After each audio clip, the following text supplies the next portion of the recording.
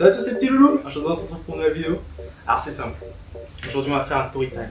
Un story time de la vie. Je vais vous raconter quelque chose qui se passe tous les jours depuis une semaine. Alors, enfin, plusieurs semaines. C'est-à-dire que...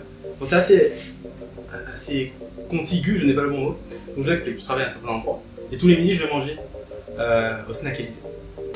Et tous les midis je vais au même endroit. Et à la même serveuse. Donc je vais la voir, je lui dis bonjour madame. Est-ce que je pourrais avoir un sandwich? Parce que j'adore les sandwichs, moi je vais pour ça, parce que voilà, en fait. Du coup je lui dis est-ce que je pourrais avoir un sandwich? Elle me donne un sandwich. Je paye, etc. machin. Je regarde dans le sachet, machin truc. 2 sandwichs. J'en ai payé qu'un. Pour moi je suis un peu un voleur, donc je lui ai pas dit vous m'avez mis 2 sandwichs. Je l'ai pris. Ok, je l'ai mangé et tout machin. J'y retourne.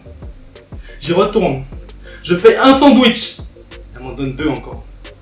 Alors finalement j'ai commencé à comprendre que quand j'arrivais, je faisais des petits clins d'œil. Toujours être beau hein, dans la vie. Sachez que la séduction sert à tout. Il faut toujours être séducteur. Toujours. Ouvrir les portes, tenir les portes, faire bonjour aux femmes, seulement aux femmes. Parce que les hommes ils sont gentils. Les femmes non. Ok, très bien. Donc du coup, je lui dis s'il vous plaît donnez-moi un sandwich. Okay. Je lui dis bien un sandwich le 3e jour. Pour être sûr qu'elle sache que c'est un que je veux, pas 2. Et là, elle me dit tenez votre commande, je paye, voilà. Et je mets mon petit code. 2 sandwichs. Elle a remis 2 sandwichs. J'ai fini par comprendre qu'en fait, il y avait une certaine chose entre nous. Là, ici, tu vois, elle est derrière le comptoir. C'était pas le comptoir qui était entre nous. Il y avait une autre chose que le comptoir entre elle et moi. Et là, du coup, je lui ai dit, madame, ça vous dirait pas qu'on se voit après? Juste, je vais aller travailler, je retourne à 17h, on se voit quand vous avez terminé votre service. Elle me dit, y a pas de souci. On fait ça, y a pas de souci. Alors, je lui dis, ok, y a pas de souci, on se voit après. Donc, j'y vais, je retourne au travail, machin truc.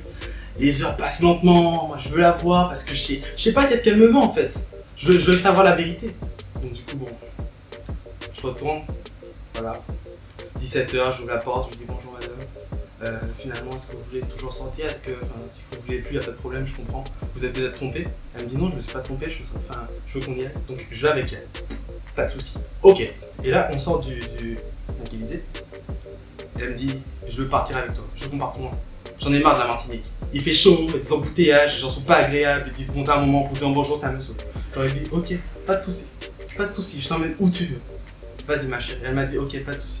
Elle m'a dit je veux aller au Venezuela. Je lui ai dit tu vas aller au Venezuela? Au Venezuela? Je lui ai dit ok, pas de souci. Alors on va à l'aéroport, je prends les petits billets, madame est-ce que vous voulez un petit billet? La dame de l'aéroport me donne 3 billets, donc je demande des 2. Je pense que toutes les dames ont un problème avec moi, c'est pas un problème ça. Alors je prends mon petit avion avec elle. On part, on se pose, tac, au Venezuela. Et là, la petite serveuse, que je croyais toute gentille, etc., qui est un petit peu plus petite que moi, genre elle faisait 1m30, elle me dit je veux qu'on vende de la drogue et qu'on devienne riche. Je dis bon, c'est pas trop dans mes principes, ma mère m'a toujours appris que Philippe ne vend pas de la drogue, quoi. Enfin, la police, c'est des gens gentils. S'ils t'attrapent, ils vont te faire du mal. Donc, pas de soucis. On vend de la drogue. On en vend mais des tonnes et des tonnes et des tonnes et des tonnes, wesh. Tu vois, j'ai changé de langage. Je suis devenu un peu un mec de la tête. Donc du coup, bon, moi j'avais plus de problème, tu vois. J'étais multimillionnaire, j'étais assis sur mes petits billets, tranquille. Et finalement j'ai trop d'argent. Problème de mec riche, je me dis, bon j'ai trop d'argent, je sais plus quoi faire de ma vie. Donc qu'est-ce que je fais? Je donne l'argent aux pauvres. Là les pauvres ont de l'argent, ils savent plus quoi faire de leur vie. Donc finalement ils donnent l'argent aux pauvres. Mais finalement, il n'y a plus de preuves parce que tout le monde devient riche et donne l'argent aux pauvres. Donc il y a un problème. Là, j'ai créé un cercle vicieux, tu vois. Donc je me dis, waouh, s'il fallait changer le monde, est-ce que je le ferais comme ça? Finalement, je récupère tout mon argent. Je le jette dans le Pacifique. Je retourne en Martinique et je suis assis devant. Toute cette histoire est vraie. Il faut vraiment que vous sachiez que toute cette histoire est vraie. Que vous me fassiez confiance. Parce que ce que je vous dis est vrai. Tout ce que je dis est toujours. Cette dame, je ne sais plus où elle est. Je vous ai pas dit son nom parce que je sais pas qu'est-ce qu'elle a, je sais pas où elle est, je sais pas qui elle est maintenant. Et je veux pas que ça retombe sur elle. La CIA pourrait toujours me courir après. Je raconterai ça dans une autre histoire.